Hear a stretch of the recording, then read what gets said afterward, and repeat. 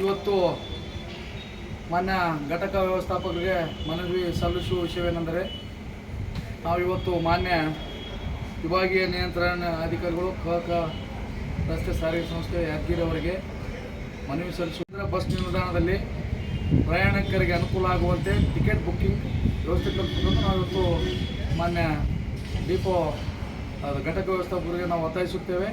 ಕಾರಣ ರಾಜ್ಯ ವಿವಿಧ ಜಿಲ್ಲೆಗಳಿಗೆ ಪ್ರಯಾಣಿಸ್ತಕ್ಕಂಥ ಪ್ರಯಾಣಿಕರು ಸುರಪುರದಲ್ಲಿ ಅತ್ಯಧಿಕ ಇರುವುದರಿಂದ ಇಲ್ಲಿ ಟಿಕೆಟ್ ಬುಕ್ಕಿಂಗ್ ಕೇಂದ್ರ ಇಲ್ಲದೆ ಪ್ರಯಾಣಿಕರು ಪರದಾಡುವಂಥ ಸ್ಥಿತಿ ಬಂದಿದೆ.